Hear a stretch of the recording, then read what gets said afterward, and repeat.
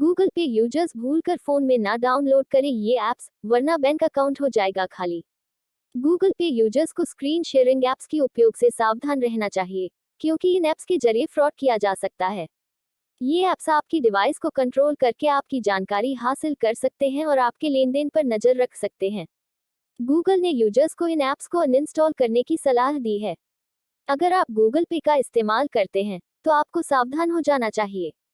दरअसल गूगल पे भारत में काफी पॉपुलर है, लेकिन अगर आपने फोन में गूगल पे ऐप को डाउनलोड किया है और उससे लेन देन करते हैं, तो आपको फोन में स्क्रीन शेयर ऐप के इस्तेमाल से बचना चाहिए, क्योंकि स्क्रीन शेयरिंग ऐप की मदद से आपके बैंक अकाउंट को खाली किया जा सकता है। स्क्रीन शेयरिंग ऐप्स की मदद से फोन की स्क्रीन को दूसरे के साथ साझा किया जा सकता है। मतलब आपकी फोन स्क्रीन पर क्या चल रहा है। तो यकीन मानिए आप अकेले नहीं हैं, क्योंकि इस टाइम इंडिया में बहुत सारे ऐसे व्हाट्सएप यूजर्स हैं जो इन कॉल्स को रिसीव कर रहे हैं। साथ में अगर आपके फैमिली या फ्रेंड्स में से भी किसी के पास एक कॉल आ रहा है तो उन्हें अलर्ट करें, क्योंकि ये है एक WhatsApp scam.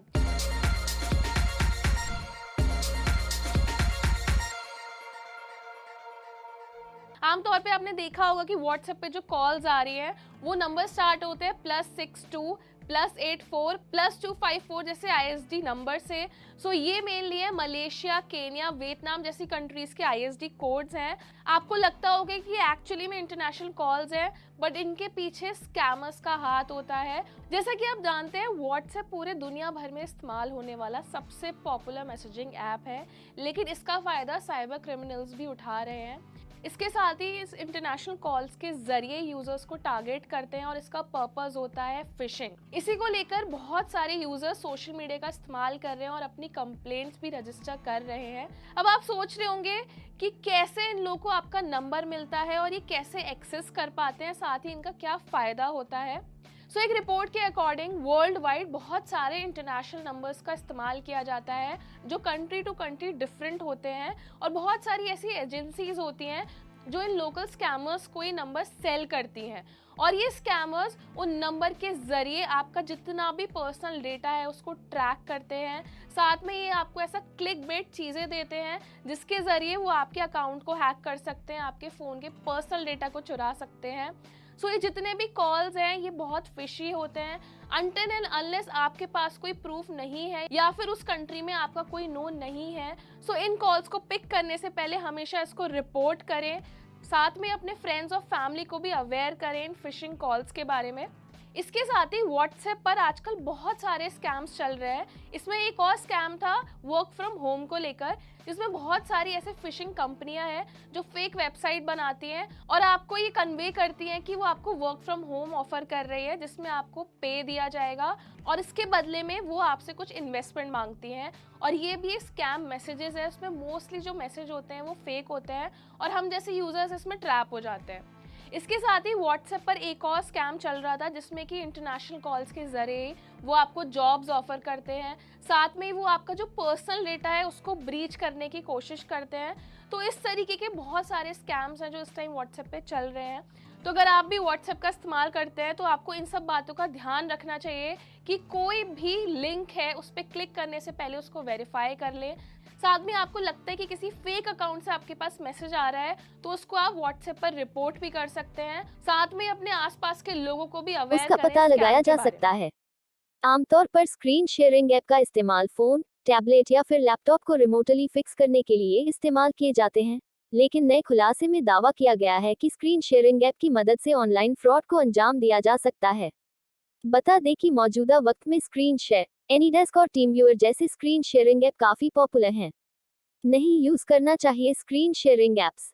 Screen sharing apps के जरिए स्कैमर्स आपकी डिवाइस को कंट्रोल हासिल कर रहे हैं। इसकी मदद से आपके ATM और डेबिट कार्ड डिटेल की जानकारी हासिल कर लेते हैं। साथ ही फोन में आने वाली OTT और पैसों के लेन देन पर नजर रखते हैं। हो सके तो अनइंस्टॉल कर दें ऐप्स। ऐसे में गूगल की तरफ से अलर्ट किया गया है कि गूगल पे यूजर्स को third party screen sharing app को डाउनलोड या इंस्टॉल करने से बचना चाहिए। अगर आप गूगल पे से पहले इन ऐप्स का इस्तेमाल करते हैं, तो एक बार जरूर चेक कर लेना चाहिए कि स्क्रीन शेयरिंग ऐप पूरी तरह से बंद हो। गूगल का कहना है कि अगर जरूरी नहीं है, तो गूगल पे यूजर्स को इन ऐप्स को फोन से तुरंत हटा देना चाहिए। नहीं यूज करना चाहिए screen sharing apps. Screen sharing apps के जरिए स्कैमर्स आपकी डिवाइस को कंट्रोल हासिल कर रहे हैं। इसकी मदद से आपके एटीएम और डेबिट कार्ड डिटेल की जानकारी हासिल कर लेते हैं। साथ ही फोन में आने वाली ओटीटी और पैसों के लेन देन पर नजर रखते हैं। Google Pay users should not download these apps on the phone by mistake, otherwise the bank account will become empty. Google Pay users should be careful while using screen sharing apps, because fraud can be done through these apps. These apps can take control of your device, obtain your information and monitor your transactions. Google has advised users to uninstall these apps. If you use Google Pay, you should be careful. Actually, Google Pay is quite popular in India. Calls आ रहे हैं तो यकीन मानिए आप अकेले नहीं हैं, क्योंकि इस टाइम इंडिया में बहुत सारे ऐसे व्हाट्सएप यूजर्स हैं जो इन कॉल्स को रिसीव कर रहे हैं।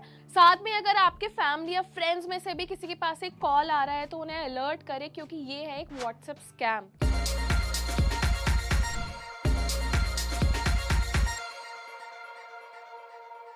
आमतौर पे आपने देखा होगा कि व्हाट्सएप पे जो कॉल्स आ रही हैं वो नंबर स्टार्ट होते हैं +62 +84 +254 जैसे ISD नंबर से। सो ये मेनली है मलेशिया, केन्या, वियतनाम जैसी कंट्रीज के ISD कोड्स हैं। आपको लगता होगा कि ये एक्चुअली में इंटरनेशनल कॉल्स हैं, बट इनके पीछे स्कैमर्स का हाथ होता है। जैसा कि आप जानते हैं व्हाट्सएप पूरे दुनिया भर में इस्तेमाल होने वाला सबसे पॉपुलर मैसेजिंग ऐप है, लेकिन इसका फ़ायदा साइबर क्रिमिनल्स भी उठा रहे हैं। इसके साथ ही इस इंटरनेशनल कॉल्स के जरिए यूजर्स को टारगेट करते हैं और इसका पर्पस होता है फिशिंग। इसी को लेकर बहुत सारे यूजर्स सोशल मीडिया का इस्तेमाल कर रहे हैं और अपनी कंप्लेंट्स भी रजिस्टर कर रहे हैं। अब आप सोच रहे होंगे कि कैसे इन लोगों को आपका नंबर मिलता है और ये कैसे एक्सेस कर पाते हैं, साथ ही इनका क्या फ़ायदा होता है।